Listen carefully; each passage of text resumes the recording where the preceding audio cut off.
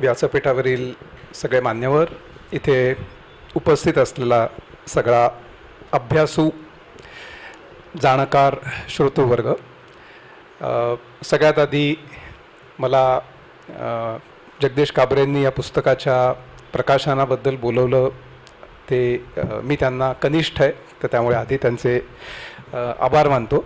मी त्यांचं लिखाण अर्थातच वाचलेलं आहे बऱ्याच वेळेला, पण प्रत्यक्ष आमची भेट कधी झाली नव्हती. विश्वंभर आणि मी जुने मित्र आहोत, त्यामुळे आमचा बराच परिचय. पण या निमित्ताने कुमार सर, शमशुद्दीन सर यांची ओळख झाली याचा मला आनंद वाटतो. AI हा विषय आपल्याला माहिती आहे आजच्या काळामध्ये एकतर महत्त्वाचा आहेच, आणि दुसरी गोष्ट म्हणजे अचानकपणे काहीही नसताना तो कुठून निर्माण झाला असं एक मोठं कुतूहल लोकांच्या मनात आहे की काही वर्षांपूर्वीपर्यंत ज्याचं आपण नाव पण ऐकलेलं नसावं, एकदम त्याने आता जग व्यापून टाकावं असं काय घडलेलं आहे. तर त्याबद्दल मी थोडक्यात सांगतो पुस्तकाकडे वळण्यापूर्वी. तर मगाशी जो उल्लेख झाला की भारत AIच्या शर्यतीमध्ये खूप मागे आहे, तर हे अतिशय समर्पक असं विधान आहे. म्हणजे ज्याला आपण मिसिंग द रेस किंवा मिसिंग द बोट असं म्हणतो, हे तथ्य आहे, याच्यात काही कोणी आक्षेप घेण्याचं कारण नाही आणि हे सर्व पातळ्यांवर मान्य आहे सगळ्यांनाच. ज्या कंपन्या AIच्या क्षेत्रात आता पुढे गेलेल्या आहेत, म्हणजे नावच घ्यायची तर उदाहरणार्थ ओपन AI, त्यानंतर गुगलचं जेमिनाय मॉडेल, त्यानंतर क्लॉड मॉडेल तयार करणारी अँथ्रोपिक, तसंच चीनमधली डीपसीक तयार करणारी कंपनी, अशा कंपन्या आता काही आघाडीवर आहेत. आणि मला असं वाटतं की 2-3 गोष्टी आपण AIच्या संदर्भात लक्षात घेतल्या पाहिजेत. याचं महत्त्व एवढं का आहे, तर सुरुवातीला असं म्हटलं जायचं की AIमुळे फारसं काही होणार नाही, कारण आत्तापर्यंत अशा अनेक गोष्टी होऊन गेलेल्या आहेत. आपल्या काही भाषणांमध्ये याचा उल्लेख झाला की आपल्याकडे उदाहरणार्थ TV आला, हीच एक क्रांती होती. मग त्याच्यानंतर संगणक आला, मोबाईल आला, इंटरनेट आलं, आणि तसंच AI सुद्धा आलं. असा सुरुवातीचा लोकांचा ग्रह होता आणि तो आता बऱ्यापैकी बदलत चालला आहे. याचं कारण असं की आत्तापर्यंतची तंत्रज्ञानं ही तंत्रज्ञानं होती, AI हे तंत्रज्ञान नाही. AI हे आत्तापर्यंत मानवी इतिहासामधलं पहिलं असं काहीतरी एक साधन आहे, ज्या वेळेला एक त्याचा छान उल्लेख परवा मी वाचला एके ठिकाणी की मानवी शरीराच्या आणि मानवी मनाच्या बाहेर असणारं कोणीतरी माणसासारखं काहीतरी करू शकतं, हे मानवी इतिहासात पहिल्यांदा घडतं आहे. म्हणजे आत्तापर्यंत मानवी विचार हा फक्त मानवी मेंदूतच होऊ शकतो असं आपण मानत होतो, आणि AIने आता हे समीकरण बदललेलं आहे. जे लोक आपल्यापैकी AI वापरत असतील त्यांना कदाचित त्याचा अंदाज आला असेल. आता AI काय करू शकतं असा प्रश्न मला वाटतं विचारण्यात अर्थ नाही. AI काय करू शकत नाही असा प्रश्न विचारण्याची आता वेळ आहे. आणि या बाबतीत काही लोक म्हणतात की नाही, ते फक्त अजून संगणकांमध्ये, मोबाईलमध्ये कुठे दिसतं आपल्याला अजून दृश्य स्वरूपात. आता तुम्हाला कदाचित माहीत नसेल, भारतामधल्याच काही कंपन्या आहेत, म्हणजे तुम्ही नाव ऐकलं असेल कदाचित, स्निबिट वगैरे. आपल्याकडे पुण्यात त्या फारशा नाही आहेत, पण या कंपन्या किंवा दुसऱ्या तशा प्रकारच्या कंपन्या आपल्याकडे आहेत. म्हणजे उदाहरणार्थ आपल्याला प्लंबिंगची सुविधा पाहिजे किंवा आता काहीतरी घरात बारीक फर्निचरचं काम करायचं आहे, तर कोणीतरी येतं, एक तासभर ते काम करतं. अगदी घरातली साधी कामं, म्हणजे आपल्या घरी समजा मावशी एखाद्या दिवशी नसतील तर कोणीतरी भांडी घासायला येतं, कपडे धुवायला येतं, आणि त्यांचे काही ते ठराविक अर्बन क्लॅप वगैरे दर ठरलेले असतात. आता याची आपल्याला कदाचित कल्पना नसेल, या सगळ्या हे लोक जेव्हा आपल्या घरी येऊन काम करतात, त्या लोकांना आता कॅमेरे लावलेले असतात छोटे बऱ्याच कंपन्यांनी, आणि हे लोक काय काम करतात हे सगळं टिपून हे AIला दिलं जातं. का, तर आत्ताचं AIचं जे स्वरूप आहे ते संगणकातलं आहे, पण उद्या AI जेव्हा दृश्य स्वरूपात, ज्याला आपण यंत्रमानव म्हणतो, यंत्रमानव म्हणजे थोडक्यात दृश्य स्वरूपातलं AI, तर हे दृश्य स्वरूपातलं AI उद्या प्लंबिंग करू शकेल, फर्निचरचं काम करू शकेल सुतारासारखं, घर तर आता झाडतंच आपल्याला माहिती आहे, बऱ्याच जणांकडे असतात ते रोबोट्स.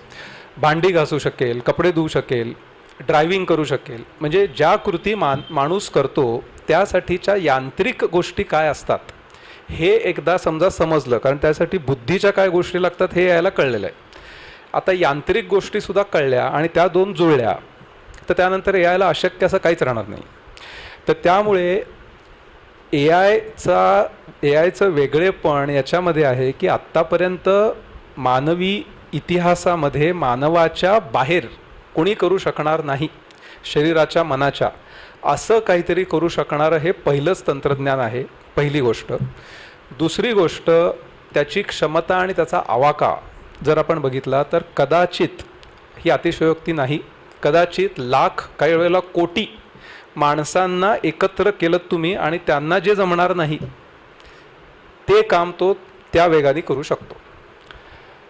आता उल्लेख केला काबळे सरांनी त्यांच्या लेखांचा, म्हणजे त्यांना लेख लिहायला 3-3.5 तास लागायचे, तो वेळ त्यांनी आता 1-1.5 तासावर आणला आहे. एआय तुम्हाला आता 5 सेकंदात लेख लिहून देऊ शकतो. आता त्याचे पुन्हा त्यांनीही उल्लेख केलेल्या अनेक त्याच्यामध्ये गोष्टी आहेत. मग कॉपीराईटचं काय, किंवा आपण स्वतः मग तो लिहितो का खरंच, एआयनेच लिहून दिलं म्हणजे मग आपण काय केलं, असे असंख्य प्रश्न त्याच्यामध्ये आहेत. पण सांगायची गोष्ट अशी की कुठल्याही क्षेत्रामधलं काम हे फक्त लेखनाचं झालं असं नाही. असंख्य उदाहरणं आहेत. डॉक्टरांपासून, वकिलांपासून, CA पासून कुठलंही काम तुम्ही घ्या, कार्यालयीन काम एआयकडे करण्याची ती क्षमता आहे. मी अनेक अशा गोष्टी करून बघितलेल्या आहेत. 1-2 उदाहरणं सांगतो. म्हणजे मला कोणीतरी विचारलं फायनान्समधल्या की आम्हाला याचा काय उपयोग, तर मग मी त्यांना म्हटलं की तुमच्या कंपनीचा मला ट्रायल बॅलन्स द्या, त्यातलं सगळं आपण ज्याला गुप्त माहिती कॉन्फिडेन्शियल म्हणतो ती काढून टाका, ती काढून फक्त ट्रायल बॅलन्स द्या. मग तो ट्रायल बॅलन्स मी घेतला, एआयला म्हटलं की हा ट्रायल बॅलन्स घ्या, आणि तो साधासुद्धा ट्रायल बॅलन्स नाही, म्हणजे उगीच आपलं काहीतरी गंमत म्हणून 10 ओळी असं नाही, क्लिष्ट भरपूर गोष्टी असलेल्या. आणि त्याला म्हटलं की मला याचं बॅलन्स शीट करून दे, profit and loss account statement करून दे. पुढच्या मिनिटभरात त्यांनी ते करून दिलं आणि मी त्याच माणसाला ते दाखवलं. तो म्हणला आत्ताच्या आत्ता मी माझ्या कंपनीतल्या 3 ते 5 लोकांना काढू शकतो. डॉक्टरांना, म्हणजे एक माझा ऑर्थोपेडिक खूप तज्ज्ञ त्याच्यातला मित्र आहे, तर तो त्याची आवड म्हणून काही गरीब आफ्रिकी देशांमध्ये शिकवायला जातो ऑर्थोपेडिकचं. त्यांना फार माहीत नाही म्हणून तिथलं थोडंसं आपल्याकडचं जे त्यातल्या त्यात आधुनिक ज्ञान असेल, सोपं स्वस्तात काय करता येईल. तर त्यांनी मला एकदा सांगितलं, नेमकं आम्ही ज्या दिवशी भेटलो त्याच्या दुसऱ्या दिवशी तो कुठे केनिया का कुठेतरी आफ्रिकी देशामध्ये जाणार होता. आणि तो म्हणाला उद्या मी तिथे जाऊन काय शिकवणार आहेत. आम्ही सहज बोलत होतो. तर तो म्हणला की एक असं हाडाचं त्यांनी मला चित्र दाखवलं आणि त्याने सांगितलं की हाडामध्ये समजा काहीतरी एक विशिष्ट ठिकाणी 15 अंशांपेक्षा जास्त बाक आलेला असेल, बेंड, तर ते फ्रॅक्चर, अशी त्याची सोपी व्याख्या आहे. म्हणजे त्याच्यासाठी एक्सरे वगैरे पण काढावा लागत नाही त्या विशिष्ट एका प्रकारासाठी. तर तो म्हणाला की हे मी जास्तीत जास्त वापरायचा प्रयत्न करतो आणि रिझल्ट चांगलेत आणि आता मला तिथे जाऊन ते शिकवायचं आहे. अडचण अशी की तो कोण नेमका 15 अंशांपेक्षा जास्त आहे का नाही हे मोजणं महाकर्म कठीण आहे. म्हणजे त्याच्यासाठीच एवढा वेळ जातो की मग त्यापेक्षा तो एक्सरे काढलेला परवडला असं होतं. तर ते आता मी कसं करू मला कळत नाही. मी त्याला म्हटलं आहे का तुझ्याकडे फोटो. त्यांनी लगेच तो एक फोटो दिला मला.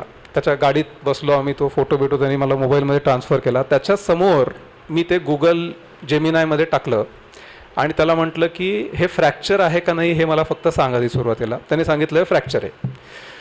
मग मी म्हटलं कशाच्या आधारे फ्रॅक्चर आहे, तर त्या 2 हाडांमधला कोण किती आहे मला सांग. त्यांनी ते मोजलं, कसं मोजलं मला माहीत नाही. त्यांनी सांगितलं ते 16.3 डिग्रीज आहे. मी त्या मित्राला ते दाखवलं, तो तिथल्या तिथे म्हणजे तो आडवाच झाला. म्हणला हे सगळं करण्यासाठी किती कष्ट घ्यावे लागतात तुला कल्पना नाही. मला ते काही त्यातलं ऑर्थोपेडिक काही कळत नाही, तो काय करतो हेही कळत नाही. पण त्यांनी जे मला सांगितलं त्यावरनं मला तो अंदाज आला की हे काम किती क्लिष्ट असलं पाहिजे. ते आता काही सेकंदात ते करत होतं. कुठलंही क्षेत्र घ्या तुम्ही, याला अपवाद नाही. आणि म्हणून एआयचे मला सुरुवातीला एक आपण आता त्याला काय म्हणू मला माहीत नाही, म्हणजे न्याय जसं होतो आपोआप काही वेळेला, म्हणजे इतकी वर्ष आपण काय म्हणायचो की साधारणपणे व्हाईट कॉलर आणि ब्ल्यू कॉलर अशा दोन प्रकारच्या नोकऱ्या. तर नेहमी संक्रांत जी लोकांवर यायची आपल्याला माहिती आहे ती ब्ल्यू कॉलर लोकांवर यायची. म्हणजे ऑटोमेशन झालं कुठे म्हटलं की कामगारांना काढून टाका. असं होत होत व्हाईट कॉलर जॉब्स हे जास्त सुरक्षित, व्हाईट कॉलर जॉब्स हे जास्त प्रतिष्ठित आणि ते जास्त पैसा मिळवून देणारे अशी आत्तापर्यंतची परिस्थिती होती. AI हे पहिलं असं तंत्रज्ञान आहे ज्याच्यामुळे व्हाईट कॉलर जॉब्स आधी जात आहेत आणि ब्ल्यू कॉलर जॉब्स टिकत आहेत. हे आता मी सांगत नाही, AIचे जनक आपण ज्यांना म्हणतो जेफ्री हिंटन यांना एका मुलाखतीत प्रश्न विचारला होता की AIला जर काय सगळंच जमतं तर AIला काय जमत नाही. आता याचं उत्तर त्यांनीच द्यावं कारण तेच त्याचे कर्ता करविता आहेत. जेफ्री हिंटननी काय सांगावं त्यांना जेव्हा विचारलं, आणि हे आता ही मुलाखत बघून मला वाटतं मला 6 महिने झाले असतील, म्हणजे 6 महिन्यांपूर्वीचं आहे हे. जेफ्री हिंटनना जेव्हा विचारलं की AI काय करू शकत नाही असं तुम्हाला वाटतं, तर त्यांनी असा अक्षरशः पॉज घेतला. म्हणजे त्यांना विचार करावा लागला की आता मी काय उत्तर देऊ. आणि थोडासा पॉज घेतल्यानंतर ते म्हणाले प्लंबिंग. AI प्लंबिंग करू शकत नाही, AI प्लंबर नाही. इतर सगळं तुम्ही काय म्हणाल ते AI करू शकतं. मग आता त्या मुलाखत करत्या माणसाने विचारलं किती वर्ष, म्हणाले माहीत नाही, कदाचित अजून 3-4 वर्ष. म्हणजे पुढच्या 3-4 वर्षांमध्ये सुगीचे दिवस हे फक्त प्लंबर्सना आहेत असा त्यांच्या बोलण्याचा सारांश होता. म्हणजे आत्तापर्यंत व्हाईट कॉलर जॉब म्हणजे प्रतिष्ठित, त्याच्यासाठी आपण धडपडतो, त्याच्यासाठी आपण शिकतो, हे सगळं काय होणार आहे उद्याच्या जगात आपण सांगू शकत नाही. वेगवेगळ्या लोकांची उलटसुलट विधानं येतात की यामुळे बऱ्याच नोकऱ्या नष्ट होतील, कोणी म्हणतं नाही आणखीन नवीन येतील. मला वाटतं कुठलंही टोकाचं विधान यातलं बरोबर नाही. अगदी सगळंच नष्ट होईल किंवा अगदी भयंकर चांगलं होईल हे दोन्ही चुकीचं वाटतं त्यातल्या त्यात. पण जर आपण विचार केला तर आत्ता भारतामधली परिस्थिती आपण बघितली. भारतामध्ये आपण बघतोय गेल्या काही वर्षांमधली जी धडपड आहे की आपल्या मुलामुलींनी काय करावं. प्रत्येक घरामध्ये एक तर नीट वगैरे, तो नीटचा गोंधळ तर सगळा वेगळाच आहे. दुसरं इंजिनिअरिंगला जावं, आणि इंजिनिअरिंगला गेलो तरी त्यातल्या त्यात शाखा कुठली तर कम्प्युटर सायन्स, IT. आणि याचा फायदा उठवण्यासाठी जवळपास प्रत्येक राजकारण्याने आपलं कॉलेज उघडलं. त्या कॉलेजमध्ये सुरुवातीला कम्प्युटर सायन्सची ब्रांच होती, कम्प्युटर सायन्स सोडून ITची ब्रांच उघडली. त्या दोन्ही कमी पडायला लागल्या म्हणून आणखीन इतर शाखांमधले सगळे विद्यार्थी पण मूळ शिकायचे काहीतरी मेकॅनिकल आणि जायचे शिवाय ITमध्येच. त्यामुळे आपल्याकडे चांगले मेकॅनिकल इंजिनियर होईनात, चांगले सिव्हिल इंजिनियर होईनात, होते म्हणजे ते, पण ते जायचं ITमध्येच. आता AIनी ITला असा तडाखा दिलेला आहे, न भूतो न भविष्यती. ITमध्ये आता जायला कोणी तयार नाही आहे. ITमध्ये आता पुढची 2-3 वर्ष तुम्ही बघाल शाखा ओस पडायला लागतील. का? AIमधली जी नवीन टूल्स येत आहेत, एक नाव तुम्ही कदाचित ऐकलं असेल, क्लॉड कंपनीचं कोड नावाचं टूल आहे, किंवा गीता को-पायलट नावाचं मायक्रोसॉफ्टचं टूल आहे. ही टूल्स जी लोक म्हणजे सॉफ्टवेअर क्षेत्रामध्ये असतील किंवा तुम्ही बघितलं असेल थोडंफार, जसं माझ्या मित्राला, त्या ऑर्थोपेडिक मित्राला तो एक्सरेचा ॲनालिसिस बघून झालं तसं मला होतं. म्हणजे जे सॉफ्टवेअर लिहायला माझ्यासारख्या माणसांनी कदाचित 1 महिना घेतला असता, खूप विचार करून, पुन्हा त्याच्यात 1000 चुका होणार, त्या सगळ्या दुरुस्त करा, त्या वारंवार त्या बदला, हे सगळं बदलत दुरुस्त करून मला जे काम करायला अर्धा महिना लागला असता, हा क्लॉड कोड माझ्या देखत 5 मिनिटात ते करून देतो. 5 मिनिटात. कितीही अवघड काम द्या तुम्ही. म्हणजे परवा मी एक देऊन बघितलं मी त्याला फक्त एक असा सोपा प्रॉम्प्ट दिला, give me a full accounting application. Accounting जे टॅली वगैरे आपण म्हणतो, त्याला वेळ लागला त्याला, पण 1 तासामध्ये त्याने मला अकाउंटिंगचं सॉफ्टवेअर लिहून दिलं. आता मी अजून ते बघितलं नाही आहे, पण म्हणजे जवळपास काहीही अशक्य असू नये असं आता सॉफ्टवेअरमधलं तो करतोय. मग आता उरलं काय? म्हणजे ज्याला आपण म्हणतो की एखाद्या कुऱ्हाड्यानी स्वतःच्याच पायावर कुऱ्हाड मारावी, तसं सॉफ्टवेअर क्षेत्राने हे AI निर्माण केलेलं आहे, आणि त्याची पहिली कुऱ्हाड सॉफ्टवेअरवरच पडली. आता मुद्दा असा की आपलं एकूण सगळं शिक्षण क्षेत्र, आपल्याकडची तयारी, आपण कुठे आहोत आणि जग कुठे आहे.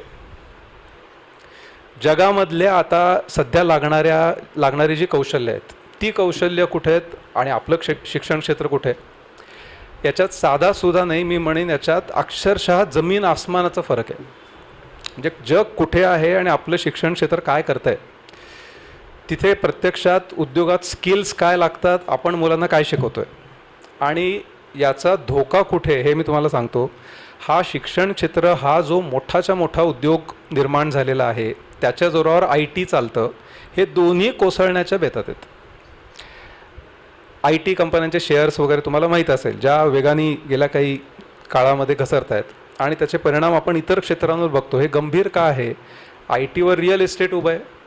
हिंजेवाडीमधल्या किती कंपन्या समजा आता जायला लागल्या. पुन्हा मला हे कोणीतरी सांगितलं, मला हे खरं खोटं माहीत नाही, एकाने सांगितलं की हिंजेवाडीमध्ये काही काळापर्यंत एक ब्रोकर 3 लाख रुपये भाडं घेऊन जागा देत होता, काय वर्किंग स्पेस काय असेल. आता त्यांनी 1 लाखापर्यंत आणला आकडा तरी कोणी घ्यायला तयार नाही. आता हे कदाचित मी ऐकीव गोष्ट असेल, खोटी पण असेल, मला माहीत नाही, पण असं दिसतंय बऱ्यापैकी.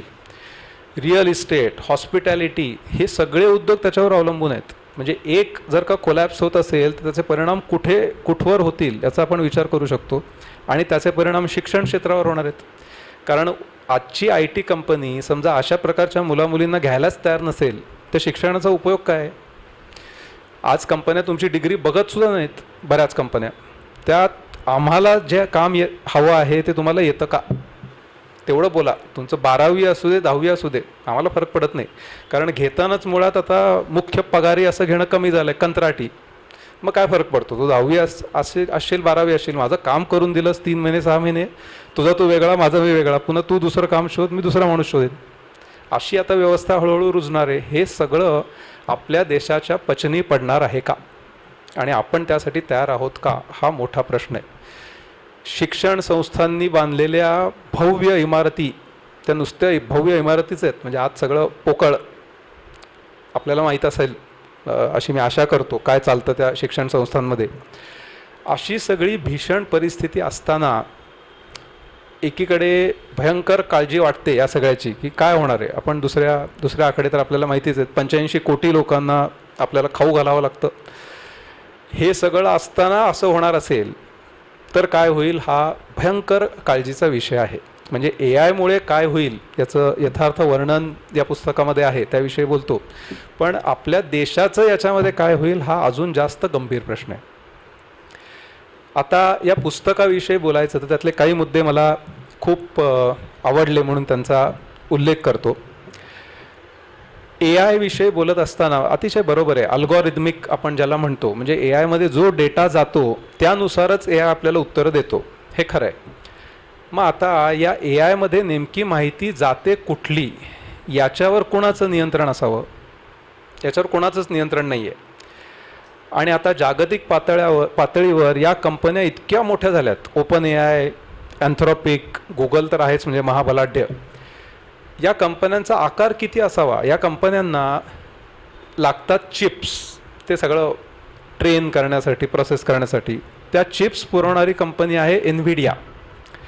या NVIDIA कंपनीचं म्हणजे आता मला कल्पना आहे की एखाद्या कंपनीचं बाजार मूल्य आपण ज्याला म्हणतो, म्हणजे number of floating shares into price of E share, आणि एखाद्या देशाचं एकूण सगळं उत्पादन ज्याला आपण GDP म्हणतो, या दोन्हीची तुलना करणं गैर आहे, हे मला मान्य आहे.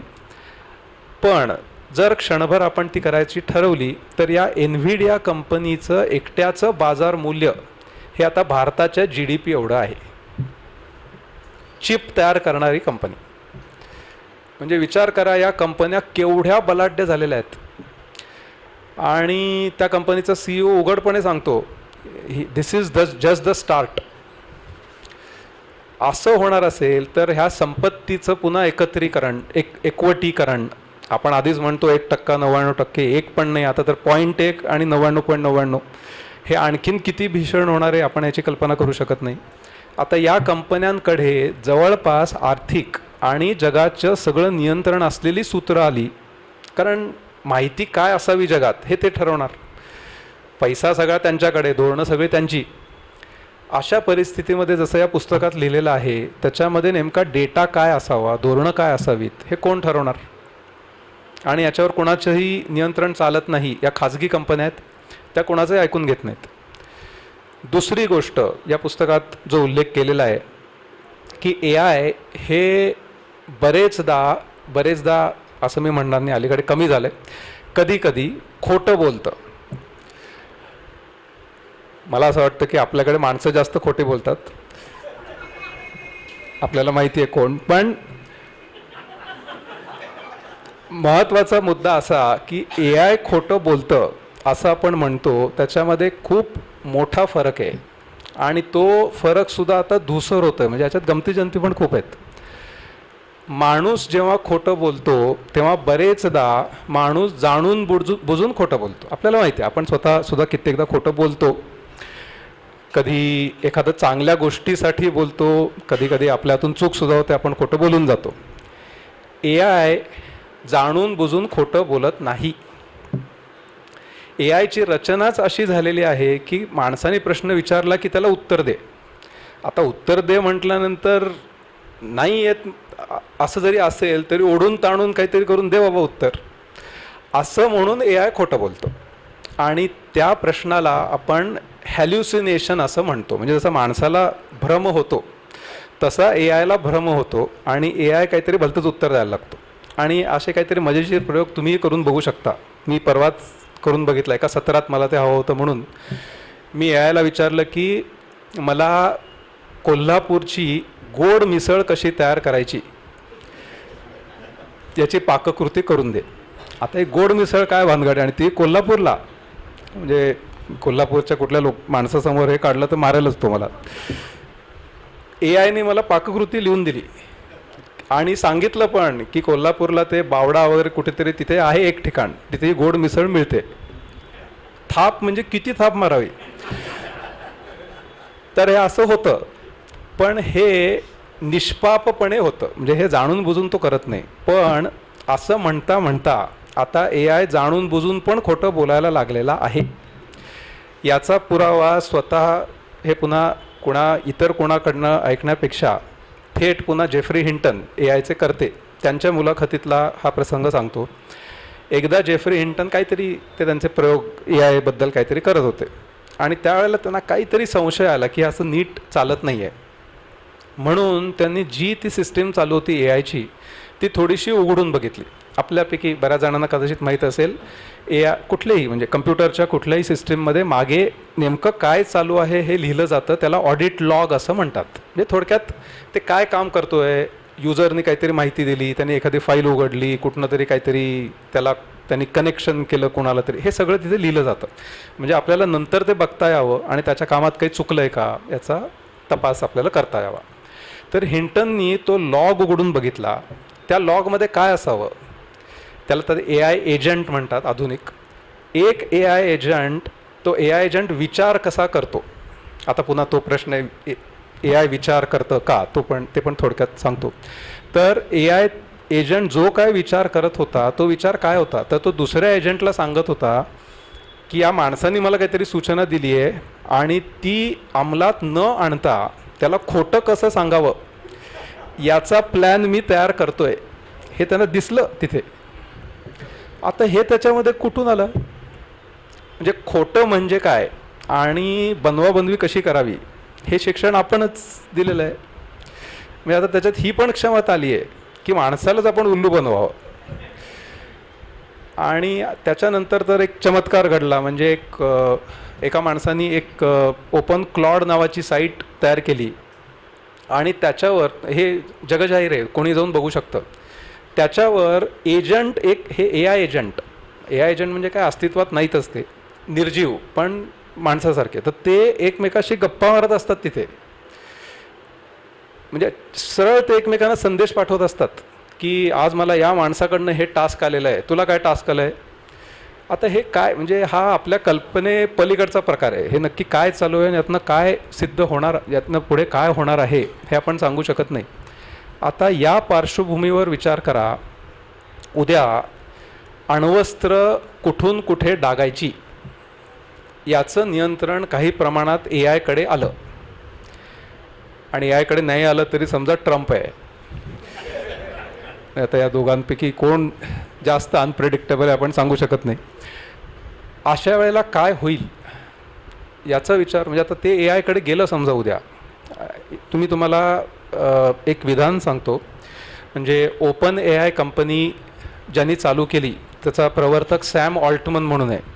त्या सॅम ऑल्टमनचं हे विधान आहे त्याच्या मुलाखतीतलं काही महिन्यांपूर्वीचं. त्याला कोणीतरी प्रश्न विचारला, साधारणपणे एक वर्षभरात, कारण आता ए आयच्या बाबतीत दूरदूरचे अंदाज बांधण्यात काही अर्थ नाही, एक वर्षानंतर ए आयमध्ये काय नसेल तर तुला आश्चर्य वाटेल. तर तो म्हणला, जर का पुढच्या वर्षभरात जगभरातल्या 90% साधारण मोठ्या कंपन्या, त्यांचे CEOs किंवा बोर्ड ऑफ डिरेक्टर्स, 90% मोठ्या देशांचे राष्ट्रपती, पंतप्रधान, त्यांचं सल्लागार मंडळ जे काय असेल, हे ए आय वापरून आपले निर्णय घेत नसतील तर मला आश्चर्य वाटेल. आणि ही माणसं अशी सहजासहजी उगीच आपलं काहीतरी प्रॉडक्ट विकायचं अशी माणसं नाही आहेत ही. त्यांना ते माहिती आहे, ते रोज बघतात. क्लॉड कंपनीनी, अँथ्रोपिक कंपनीनी एक तंत्रज्ञान काढलेलं होतं. त्यांनी आता उदाहरणार्थ काब्रेंनी त्यांच्या पुस्तकामध्ये उल्लेख केला आहे माहितीच्या सुरक्षिततेचा. म्हणजे आपली माहिती, खाजगी माहिती जाते, मग त्या खाजगी माहितीचं काय होईल. या क्लॉड कंपनीने आता असं तंत्रज्ञान काढलेलं आहे की जे जगातलं कुठलंही सॉफ्टवेअर द्या त्याला, त्या सॉफ्टवेअरमध्ये ते शिरतं आणि त्या सॉफ्टवेअरमध्ये आत्तापर्यंत कुणालाच माहीत नसतील असे सिक्युरिटी किंवा सुरक्षेच्या संदर्भातले सगळे दोष काढून दाखवतं. नुसतं काढत नाही, त्याच्यावर ते हल्ला पण करायला तयार असतं. आता विचार करा, भारताच्या संरक्षण क्षेत्रापासून असंख्य गोष्टींसाठी जे सॉफ्टवेअर वापरलं जातं, बँकिंग, UPI आपण म्हणतो, या सगळ्यामध्ये हे समजा शिरलं. असं होऊ नये म्हणून या कंपनीनी या स्वतःच्या सॉफ्टवेअरवर आत्ता बंदी घातली आहे. म्हणजे आम्ही जे निर्माण केलं आहे ते इतकं धोकादायक आहे. म्हणजे जसं आईन्स्टाईनला अणुबॉम्बच्या वेळेला किंवा इतरही आपल्याला माहिती आहे अनेक शास्त्रज्ञांना वाटलं की चूक झाली, असं आता ए आयच्या बाबतीत घडतं आहे. पण अणुबॉम्ब तुम्ही लपवून ठेवू शकता, ए आय लपवून कसं ठेवणार तुम्ही? कुठून ना कुठून तरी ते येणार आहे बाहेर एक दिवस. आणि या सगळ्याचं काय होईल अशी एक चिंता आहे. त्यांनी उल्लेख केलेला आणखीन एक मुद्दा, माणसाच्या भावना, माणसाचं माणसामधलं नातं, हे सगळं अधिकाधिक यांत्रिक होत जाईल का? आता परिस्थिती अशी आहे की माणसाला माणूसच नको असतो. म्हणजे तरुण, आता मला काही तरुणांना म्हणायचं नाही आहे, पण तुम्ही साधारण बघितलं एक असा चेहऱ्यावर असा भाव एक असतो, कानामध्ये काहीतरी घातलेलं असतं आणि असे चेहऱ्यावर भाव असतात की मी या जगात एकटाच आहे आणि तू कोण येऊन माझ्याशी असा काहीतरी बोलायला लागलास, कोण तू एलियन आहेस का म्हणजे? आणि मग मोठ्या कष्टाने ते कानातलं काढायचं की किती त्रास होतोय मला, आणि मग काहीतरी बोलल्यासारखं करायचं. म्हणजे अशी आधीच परिस्थिती असताना जर ए आय मदतीला आलं, माणूस एकमेकाला, माणूस हवाच कशाला माता? कारण तो ए आय छान गप्पा मारतो, 24 तास गप्पा मारतो, तुम्हाला हव्या तशा गप्पा मारतो, तुम्ही रागवलात तर सॉरी म्हणतो. म्हणजे जसं एखादा माणूस वागेल तशा पद्धतीने जर का तो ए आय वागत असेल तर या सगळ्या नात्यांचं काय होणार? म्हणजे आपण इतके दिवस जपानला वगैरे हसायचो की तिथली माणसं वेड्यासारखी ते यंत्रमानवाशी काय लग्न करतात, कोणीतरी पुरुष तर यंत्रमानव स्त्री आहे असं समजून तिला हनीमूनला घेऊन जातो, हे असं तिकडे व्हायचं आणि आपण हसायचो. आता आपल्यावरती वेळ यायची शक्यता आहे. तर असे अनेक मुद्दे त्यांच्या कथांमध्ये आहेत आणि मला असं वाटतं ते खूप महत्त्वाचे आहेत. आणि वेळेची मर्यादा किंवा त्याचं भान राखत एक दोन उल्लेख करतो आणि थांबतो. ए आयला, कारण मगाशी सुद्धा हा प्रश्न आला होता की ए आयला भावना असतात का, याचं सुद्धा उत्तर पुन्हा जेफ्री हिंटननी दिलं, तेच मी सांगतो. ते म्हणतात की भावना म्हणजे काय, आणि ते नुसतेच ए आय, मी त्यांना एवढं का मानतो, ते नुसतेच ए आय विषयातले तज्ज्ञ नाहीत, त्यांनी मेंदूचा भयंकर अभ्यास केलेला आहे, प्रचंड खूप खोलात जाऊन आधी ते मेंदू शिकलेत आणि मग ते ए आयमध्ये कसं वापरायचं. त्यांना जेव्हा विचारलं की ए आयमध्ये भावना असू शकतात का, त्यांनी प्रतिप्रश्न केला, भावना म्हणजे काय? आणि त्यांनी सोपी व्याख्या केली. आता मला माहीत नाही, त्यांची व्याख्या आहे हे मी सांगतो, मी काय त्या विषयातला अजिबात तज्ज्ञ नाही. त्यांची व्याख्या अशी आहे की माणसानी कुठल्याही गोष्टीला किंवा घडामोडीला दिलेली प्रतिक्रिया म्हणजे भावना.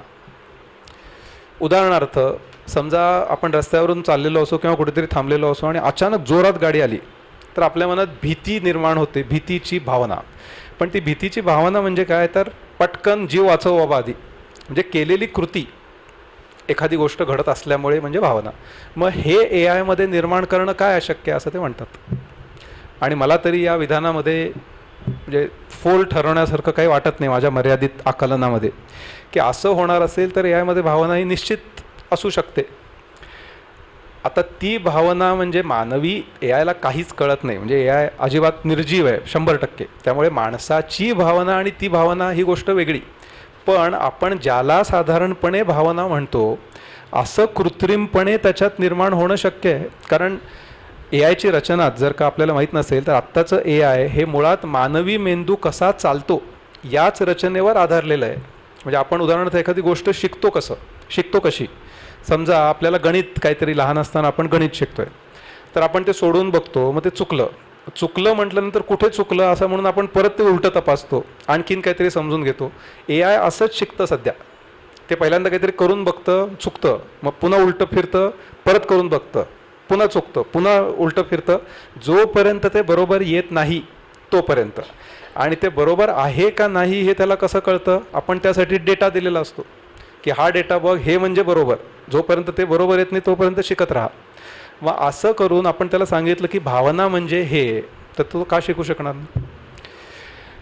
अशा यामधल्या असंख्य गोष्टी आहेत. हा म्हणजे विषयाचा महासागर आहे. फक्त मला एक म्हणावंसं वाटतं की काबरे सरांनी या पुस्तकाचं नाव AIची वावटळ असं ठेवलेलं आहे.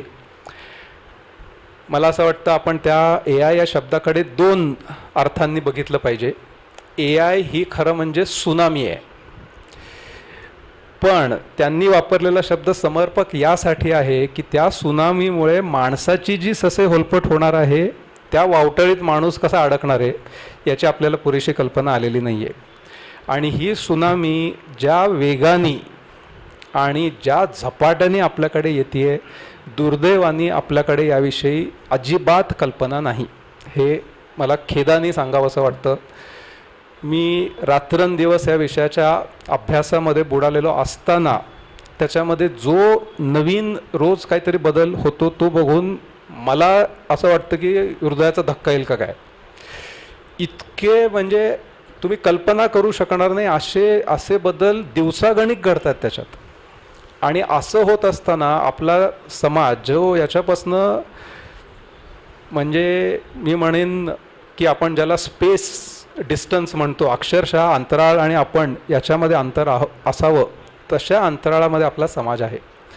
आणि आपले राजकारणी दुर्दैवाने हे सगळं माहीत असून, कदाचित त्यांच्या सल्लागारांना तरी हे माहीत आहेच असूनही याविषयी अनास्था असणं किंवा ते झाकणं असे पर्याय वापरून आपल्याला त्याविषयी कळू देत नाहीत. हा यामधला दुर्दैवी भाग आहे. आणि म्हणून जरी विश्वंभर पंडित नेहरूंविषयी बोलणार असतील तरी मगाशी जसा कुमारजींनी उल्लेख केला तो अतिशय मला वाटतं यथार्थ सार्थ उल्लेख आहे की अशा वेळेला अशा नेतृत्वाची खरोखर उणीव भासते. मला इथे बोलवलं आणि शांतपणे ऐकून घेतलं त्याबद्दल धन्यवाद.